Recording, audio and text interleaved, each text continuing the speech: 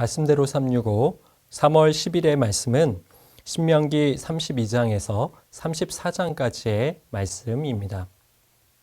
신명기 32장에서 모세는 이스라엘 백성들에게 노래를 통해 하나님의 사랑과 신실함이 어떠한 것인지를 깨닫도록 만듭니다. 모세의 노래를 통해 알 수 있는 우리 하나님은 상황과 환경에 따라 좌지우지 되시는 분이 아닙니다. 하나님께서는 언제나 그 자리에 거하고 계시며 공평하고 정의롭게 모든 일들을 이끌어가고 계시는 분이십니다. 4절의 말씀은 이렇게 말씀합니다. 그는 반석이시니 그가 하는 일이 완전하고 그의 모든 길이 정의롭고 진실하고 거짓이 없으신 하나님이시니 공의로우시고 바르시도다. 하나님과 함께 하시기 바랍니다. 사람과 세상은 언제나 흔들리는 변수이지만 하나님께서는 영원히 변치 않으시는 상수가 되십니다. 하나님이야말로 저희 모두가 신뢰하고 믿을 수 있는 영원한 반석이 되시는 것입니다. 그러나 이와는 너무나 대조적으로 하나님의 백성 이스라엘의 태도와 자세, 그들의 행실은 어떠합니까? 이스라엘 백성들은 하나님의 사랑과 이 긍휼, 그 신실함을 오히려 배역하고 거부합니다. 더 나아가 원수로 갚습니다. 하나님의 은혜에 감사하는 것이 아니라 적극적으로 타락과 죄악의 길을 걷는 것입니다. 18절 말씀에 너는 낳은 반석을 내가 상관하지 아니하고 너를 내신 하나님을 내가 잊었도다 라고 말씀합니다. 하나님이 아버지이신데, 하나님께서 창조주이신데, 하나님께서 구원주이신데 그 사랑을 외면하고 감사하지 않고 타락의 길을 걷고 있다는 것입니다. 하나님께서는 이런 이들을 향해 얼굴을 감추시겠다라고 말씀하십니다. 이스라엘 백성들에게 너희들이 행한 대로 갚겠다라고 말씀하십니다. 모세는 신명기 32장을 통하여 마지막 순간까지 최선을 다해서 이스라엘 백성들이 오직 여호와 하나님 한 분만을 사랑하고 경외할 것을 격려하고 당부하고 있습니다. 이제 신명기 33장에 이르러 모세는 세상을 떠나기 전 이스라엘의 12지파를 축복합니다.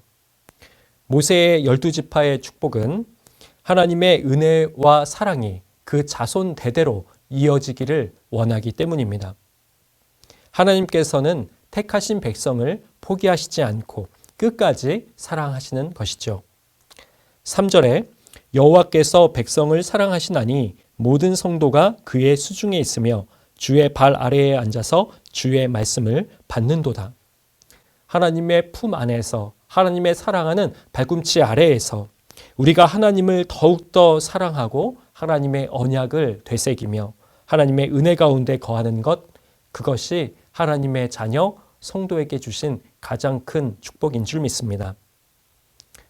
모세를 통해 12지파에게 주신 축복은 참으로 다양합니다.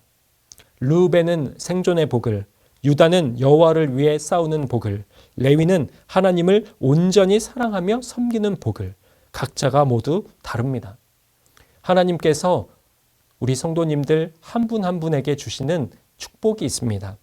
그 풍성한 은혜와 축복이 비교하는 것이 아니라 또 그것이 경쟁하는 것이 아니라 하나님이 주시는 놀라운 은혜임을 아시고 그 축복을 누리시기 바랍니다. 신명기 34장에서 모세는 하나님 안에서 평안하게 삶을 마무리합니다. 하나님께서 모세에게 여기까지라고 말씀하십니다. 1절입니다. 모세가 모압 평지에서 느보산에 올라가 여리고 맞은편 비스가 산 꼭대기에 이르매 여호와께서 길르앗 온 땅을 단까지 보이시고, 하나님께서는 오랜 시간 동안 말씀해 주셨던 가나안 그 땅을 멀리서나마 모세를 통해 볼 수 있도록 만들어 주셨습니다. 물론 모세는 그곳에 가고 싶었을 것입니다. 그러나 하나님께서 모세에게 그곳에 들어갈 수 있도록 허락을 하시진 않으셨습니다. 하나님께서는 그러나 그가 그 땅을 바라봄으로 하나님의 비전과 사명에 동참하도록 만드셨습니다. 하나님께서 맡기신 사명을 충성되이 감당하고 하나님께서는 이제 모세에게 주셨던 그 비전을 그 다음 후계자인 여호수아를 통해 성취하기 원하시는 것입니다. 모세가 여호수아에게 안수했을 때 하나님의 영이 그에게 임하게 되며 이제 여호수아는 이스라엘 백성을 이끌어가게 되었습니다. 모세는 끝까지 하나님과 대면하여 친밀함을 누리는 자였고 그는 120세에 세상을 떠나게 되었습니다. 우리 사랑하는 영락의 모든 성도님들도 하나님께서 부르시는 그 순간까지 그 가슴 뛰는 비전을 가지고 평생 주님과 친밀히 동행하시는 인생이 되시기를 축복합니다. 3월 10일 수요일이 되었습니다. 오늘은 신명기 33장 29절 말씀을 함께 나누겠습니다. 이스라엘이여 너는 행복한 사람이로다. 여호와의 구원을 너같이 얻은 백성이 누구냐? 그는 너를 돕는 방패시요 네 영광의 칼이시로다. 네 대적이 네게 복종하리니 네가 그들의 높은 곳을 밟으리로다. 아멘. 아주 오래전에 제가 모르는 청년으로부터 이메일 메시지를 받았습니다. 목사님, 죄송합니다. 목사님은 저를 모르시지만 저는 목사님을 알고 있습니다. 제가 어렵게 이메일 주소를 구해서 메일을 보내는데 양해해 주시기를 바랍니다. 저는 대학 2학년에 재학 중인 여학생입니다. 그런데 제가 너무나도 고민이 깊습니다. 저는 제가 볼 때 외모에 많은 문제가 있다고 생각됩니다. 외모로 인한 스트레스가 너무나 커서 벗어날 길이 없습니다. 봄이 되고 학교에서 축제가 열리지만 그 어떤 사람도 저에게 관심을 기울이지 않고 데이트 신청을 하는 남자도 없습니다. 저는 너무나도 외롭고 언제까지 이렇게 살아야 되나 해서 세상을 비관할 때가 많습니다. 저는 심지어 죽을 생각도 여러 번 하고 지금도 그런 마음이 있는데 목사님 저는 어떻게 하면 좋을까요? 이런 내용의 메시지였습니다. 참 마음이 무겁더라고요. 그래서 저는 기도하는 마음으로 성경 말씀 여러 군데를 메모하고 그리고 얼마나 하나님께서 우리들을 사랑하시는지 그렇게 적어 보냈어요. 용기를 내도록 답신을 보냈습니다. 그리고 한 두어 주간 지났을까요? 그 여학생이 답을 보내왔어요. 그런데 깜짝 놀랐어요. 왜냐하면 처음 메일을 보낼 때 자신의 소개를 못난이라고 했었거든요. 그런데 두 번째 보낼 때는 크게 바뀌었어요. 못난이라고 보냈던 그 자매가 이번에는 하나님이 사랑하시는 딸 이렇게 자신을 소개하여 보낸 것이에요. 저는 그 여대생의 자화상이 하나님 안에서 바뀐 것을 알게 되었습니다. 그 편지가 뭘까요? 이제 나는 다른 사람들이 나를 어떻게 생각하든지 하나님께서 나를 사랑하신다는 사실을 믿고 하나님의 사랑에 의지해서 나에게 주어진 인생을 열심히 살겠다 하는 내용의 메시지였습니다. 여러분 그렇습니다.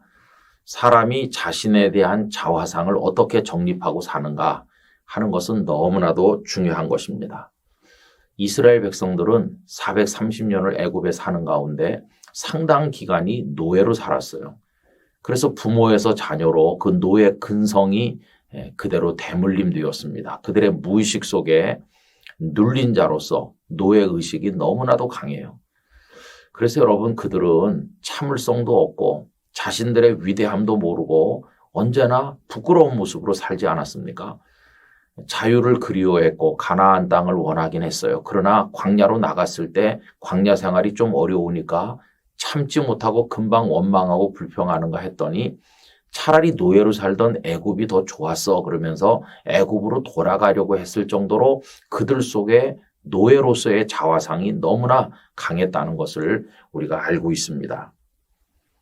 그런데 여러분 모세는 오늘 말씀 속에서 그들 속에 잠재되어 있는 이런 잘못된 자화상을 완전히 깨뜨려 쓸어 없애버리고 새로운 자화상을 불어넣고 있는 것을 볼 수 있어요. 이 모압 평지에서 모세 앞에 있었던 이스라엘은 여러 번 말씀드린 것처럼 출애굽 1세대가 아니라고 그랬죠. 그 노예로 살던 출애굽 1세대는 광야에서 다 죽었고 애굽에서 나올 때 아주 어렸던 사람들과 광야에서 태어난 사람들로 이루어진 새로운 이스라엘 공동체입니다. 그들은 노예 생활의 기억이 없거나 전혀 노예 생활을 하지 않은 사람들이잖아요. 그런데도 부모대로부터 그 노예 근성이라고 할지 이런 게 이제 무의식 속에 내려오고 있었는데 모세는 너희들은 위대하다 하면서 전혀 새로운 자화상을 그들에게 선물해 주는 것을 볼 수 있습니다. 그래서 오늘 본문이 바로 그 말씀인데요. 참 놀랍게 말하죠. 이스라엘이여 너는 행복한 사람이로다. 너희들은 과거에는 노예였는지 모르지만 지금은 아니다. 그리고 너희들은 결코 초라하지도 불행하지도 않다. 너희는 행복한 백성이다. 이렇게 말해요. 여호와의 구원을 너같이 얻은 백성이 누구냐? 여러분 실제로 이스라엘이 경험한 거 어느 민족이 그걸 경험했어요? 10가지 재앙에서 하나님께서 보호하시고 바로의 손에서 구원하셨잖아요. 홍해를 마른 땅처럼 건넜죠. 만나와 메추라기를 먹지요. 반석에서 물이 솟지요. 구름 기둥과 불 기둥으로 보호하시잖아요. 이런 엄청난 하나님의 사랑을 받으면서도 우리는 노예다. 우리는 무능해. 우리는 할 수 있는 게 없어. 이러면서 원망과 불평만 한다면 그 얼마나 잘못된 일인가 하는 것입니다. 여러분, 성도는 건강한 자화상을 가져야 됩니다. 하나님께서 우리를 사랑하십니다. 우린 하나님의 아들과 딸입니다. 누가 뭐라고 하든지 우리 형편이 어떠하든지 간에 하나님 안에 자랑스러운 자아상을 가지고 당당하게 일어서서 하나님의 은혜 가운데 살아가야만 될 것입니다. 이런 축복을 하나님께서 우리 모두에게 내려주시기를 기원합니다. 아버지 하나님, 저희들은 하나님의 사랑받는 하나님의 자녀입니다. 아무리 환경이 어렵고 저희들을 힘들게 한다고 할지라도 우리의 자화상이 무너지지 않게 하시고 하나님 안에서 건강한 자화상으로 하나님의 자녀의 긍지를 가지고 당당하게 살아나가도록 저희들을 붙들어 주옵소서. 예수님의 이름으로 기도하옵나이다. 아멘.